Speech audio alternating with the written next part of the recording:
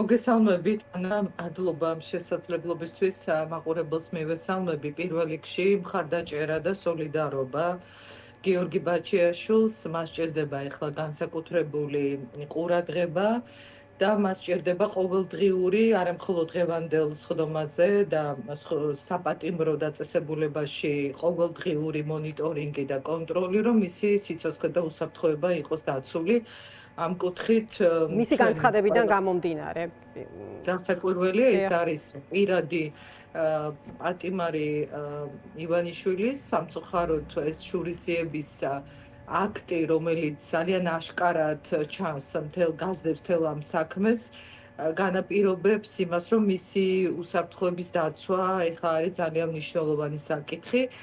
სამართლებრივ ნაწილზე მე შორს ვარ იმ აზრის გარო, სასამართლოები ამ ტიპის საქმეებს ასეთი ინტერესია და ბაჩიაშვილის საქმეში, სადაც დაზარალებულად ივანიშვილია თავად და ის გამოდის ამ საქმეში როგორც მთავარი ავტორი ამ საქმის დევნის დაწყების, ძნელად წარმოსადგენია, ალბათ ამის ილუზია არ უნდა გქონდეს, რომ სასამართლო ამ ზეწოლას გაუძლებს. ეს პატარა დარბაზიც კი, რაც შეარჩიეს ამ საქმისთვის, შიშზე მეტყველებს. აი შინია თუნდაც გულშემატკივრების, საჯაროობის, ამ სათქმელის, რომელიც მან უნდა თქვას, სხვა შორის აქვე გეტყვით, რომ ჯახარიძის მაგალითიც გამოდგება, ხო, ეკა საილუსტრაციოდ წინა კვირაში ერთ-ერთი ადვოკატი მაგიდის გარეშე იყო და მუხლებზეედო ლეპტოპი და ასეთ სცენებს ხედავთ პოლიტიკური და სინდისის პატიმრების საქმეებზე, რომ ადვოკატები მაგიდის გარეშე სხედან და იქედან მუშაობენ, ანუ სივრცის მიღმა არიან, სამუშაო სივრცის მიღმა.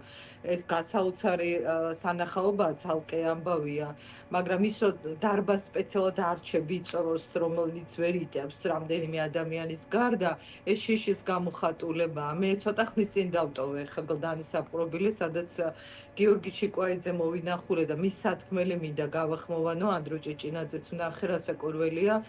მინდა პირველ რიგში გითხრათ ის, რომ ალბათ გიორგი ჩიკვაიძის მხარდასაჭერი წერილი გავრცელდება სულ ცოტა ხანში, ვიცი რომ აქვს ის თქვენს ტელევიზიასაც და მისი ოჯახიც გაავრცელებს, მომთხოვა რომ ეს წერილი, ეს მხარდაჭერა ყოფილიყო გამოხატული გიორგი ბაჩიაშვილის მიმართ.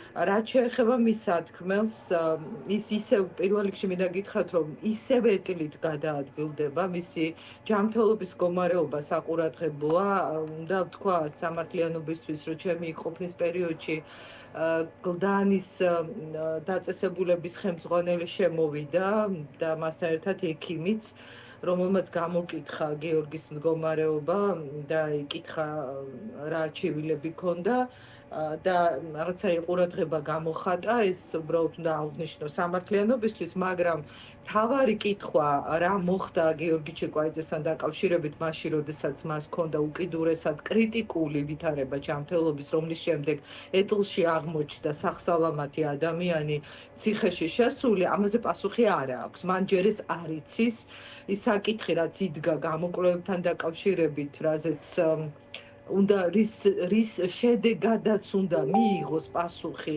რა და აღმოჩნდეს შესაბამისი კვლევით რა ტიპის შარევა მოხდა და მოხდა თუ არა ამ ტიპის შარევა გარედან რაიმე ხელოვნური მისი ჯანმრთელობის მდგომარეობის დაზიანება და დამძიმება რასაც მოყვა, ეს უნდა ეკა ბოდის გიხდი მაყურებელს მინდა ვუთხრა, თქვენ ხედავთ კადრს სხდომათა დარბაზიდან, მოსამართლე შამათავა იმყოფება სხდომათა დარბაზში, ეს არის კადრები თბილისის საქალაქო სასამართლოს დერეფნიდან.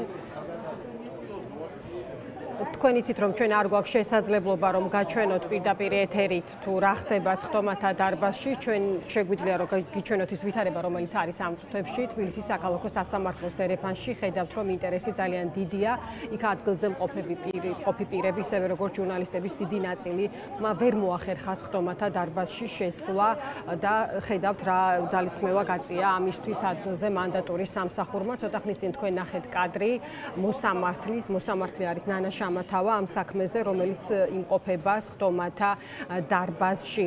ასევე იქამდე ლაპარაკობდა ჩვენი ჟურნალისტი ნანუკა ქაჯაია, პროკურორი არის მიხეილ სადრაძე, როგორც ცნობილია და იმ მომენტისთვის უკვე მზადდებოდა ადგილზე სიტუაცია იმისთვის, რომ საბადრაგო სამსახურს შემოეყვანა გიორგი ბაჩიაშვილი. ასეთია ვითარება თბილისის საქალაქო სასამართლოში. ინტერესი დიდია ამ სხდომის მიმართ, გაუდინარე იქიდან, რომ გიორგი ბაჩიაშვილს ექნება შესაძლებლობა ილაპარაკოს მისი დაკავების გარემოებებთან დაკავშირებით. აი ხედავთ კადრში შიგნით სხდომათა დარბაზში ვითარებას, კადრში ჩანს მოსამართლე შამათავა, როგორც ჩანს პროცესი იწყება და ჩვენ ამ პროცესზე მოვისმენთ სწორედ გიორგი ბაჩიაშვილის პირველ სიტყვას და განმარტებას იმასთან დაკავშირებით, თუ რა გარემოებებში მოხდა მისი დაკავება. ამის შესახებ ჩვენ ვიცით მხოლოდ ოფიციალური უწყებების განმარტება, კონკრეტულად სახელმწიფო უსაფრთხოების სამსახურის, რომელიც ამბობდა, რომ მწვანე ზოლში გადაადგილდებოდა სწორედ გიორგი ბაჩიაშვილი და ანონიმური შეტყობინების საფუძველზე მოხდა მისი დაკავება. ნახოთ რა განმარტება გაკეთდება, ჩვენ ცხადია ყველაფერს გიჩვენებთ პირდაპირ ეთერში. ეკა დაგიბრუნდებით ისევ თქვენ რამდენიმე წუთით. მნიშვნელოვანი სათქმელი მაქვს და მინდა ეს სათქმელი გავახმოვანო გიორგი ჩიკვაიძის თხოვნით.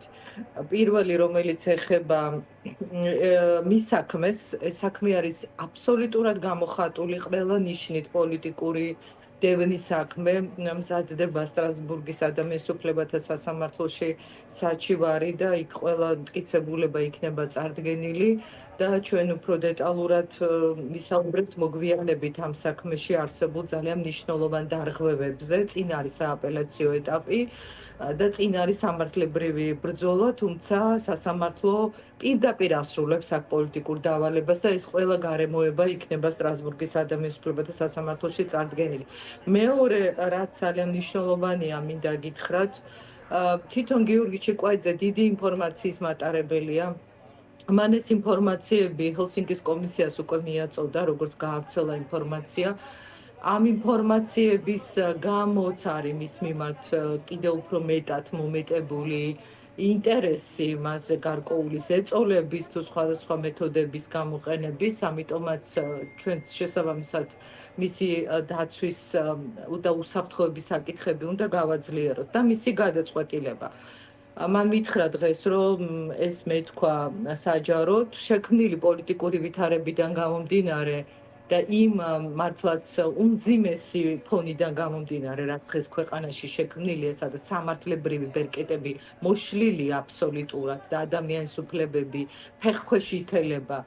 ამ ვითარებაში თავად თulis, რომ ბიზნესში დაბრუნების დრო ეხა არ არის და ბიზნესს დაუბრუნდეს ის და ამით დაკავდეს, როცა კი ექნება მას ამის შესაძლებლობა და იმეც ვიტოვებ, რომ მალე ექნება, მან თქვა, რომ ის აპირებს პოლიტიკაში ჩართვას და პოლიტიკურ პროცესებში საკუთარი შესაძლებლობებით და საკუთარი როლით მნიშვნელოვანი წვლილი შეტანას. ეს არის მისი გადაწყვეტილება, რომელიც როგორც მივხვდი ამ საუბრით აქვს გააზრებული და სწორედ იქიდან გამომდინარე დღეს რა ვითარებაც არის შექმნილი.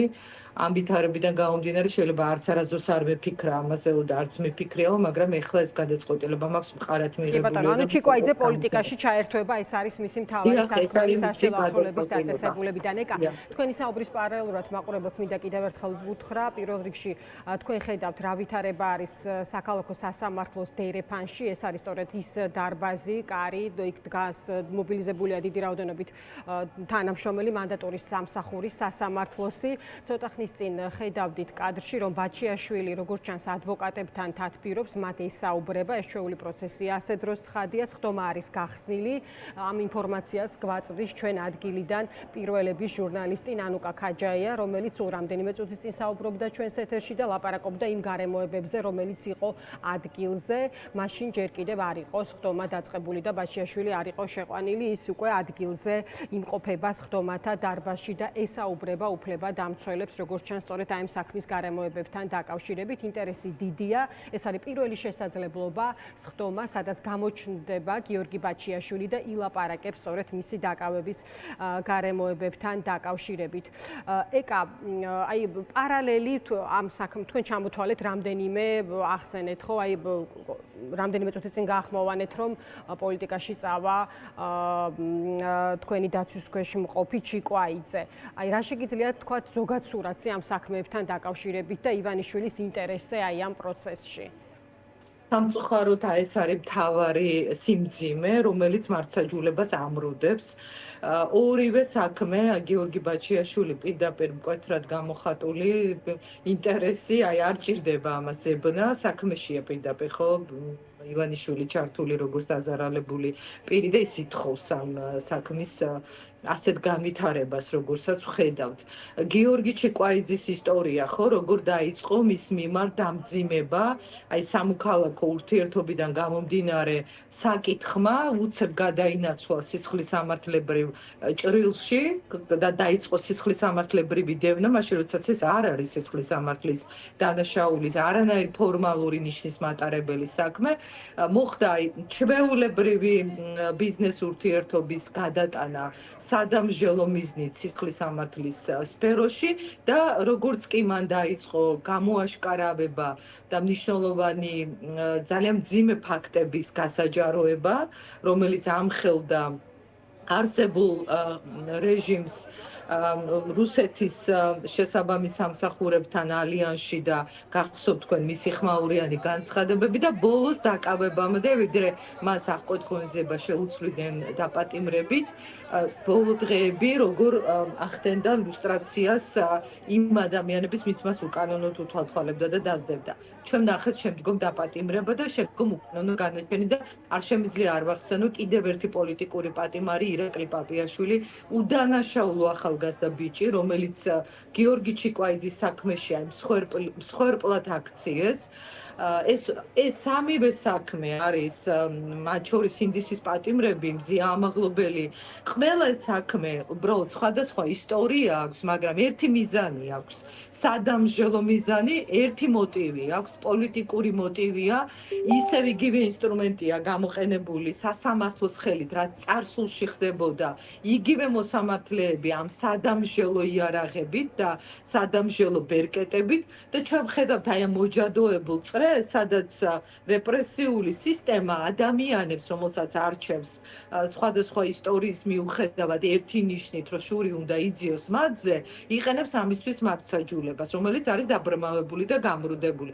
ეს, რა თქმა უნდა, არ დამთავრდება ესე. ყველა საქმე, მე ხა იმდენი საქმე მინახავს ასე გამრუდებული, მათ შორის იმ დარბაზში, სადაც აი ეს 4-5 ადამიანი ეტევა, თავად ბიძინა ივანიშვილი 2011 წელს ვიდრე პოლიტიკაში აი ეს ღიად ჩაერთ უფროსწორად ახალი ჩართული იყო რამდენიმე დღის და ხელისუფლებაში მოვიდა და მას ვიცავდი აი იმ დარბაზში, სადაც 4 თუ 5 ადამიანი იტევდა მხოლოდ ეს დარბაზი და შემდგომ აი იმავე მოსამართლეების ხელით, ვისაც თავად ეხებოდა სამართლებრივად როგორ უსამართლოდ იქცეოდნენ, ისინი აქცია თავის მსახურება და ეხლა შეარჩია რამდენიმე სამიზნე, ვისაც ამ ფორმით ებრძვის. მე ეს მინახავს